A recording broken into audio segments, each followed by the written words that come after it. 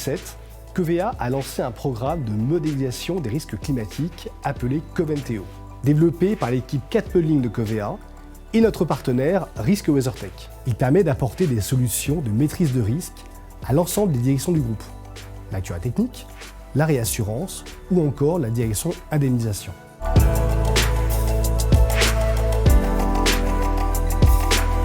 Pour disposer d'une gamme d'outils et de modèles couvrant l'ensemble des périls climatiques, des travaux ont été lancés après la tempête Ella en 2014.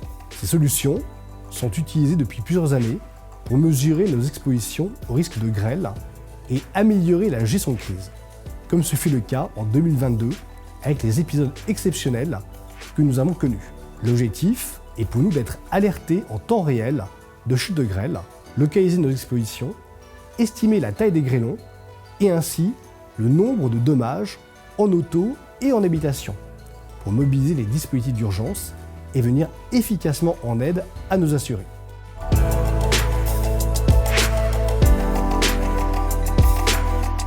Les algorithmes de Coventeo Grêle sont basés sur de l'intelligence artificielle. Ils captent en temps réel des images issues de radars de précipitation. Grâce au croisement des radars de précipitation et des impacts de foudre, ils simulent toutes les 5 minutes le nombre de sinistres potentiels en auto et en habitation en fonction de la taille de grêlon observée et avec une précision de 1 km².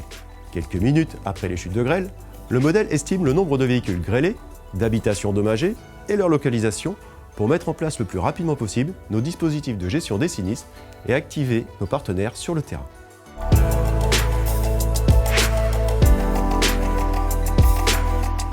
Anticiper, identifier ou modéliser les chutes de grêle est un véritable challenge technique et scientifique. Nous avons cherché à caractériser les processus physiques et les interactions entre les différents niveaux atmosphériques qui génèrent la formation de la grêle au sein des cellules orageuses.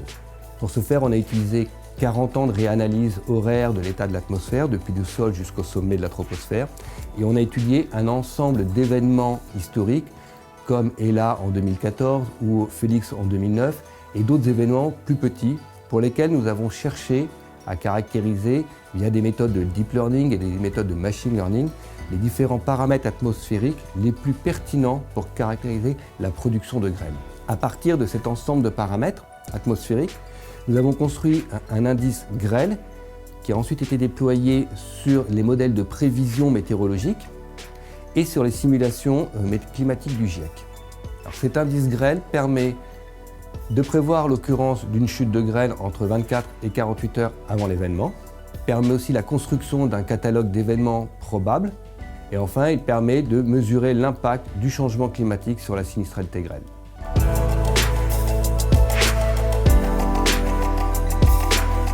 Notre modèle Coventeo a été particulièrement utile pour la gestion des grêles exceptionnelles que nous avons connues au cours des mois de mai et juin 2022. Nous avons utilisé à plusieurs reprises le modèle Coventeo Grêle en fournissant immédiatement des estimations fiables du nombre de dossiers attendus et de la charge des sinistres. Ainsi, nous avons pu prendre immédiatement les bonnes décisions en cellule de crise, mobiliser les ressources internes et nos partenaires. Ces événements ont finalement été l'occasion de démontrer la pertinence de nos modèles et l'efficacité de nos process de gestion des sinistres.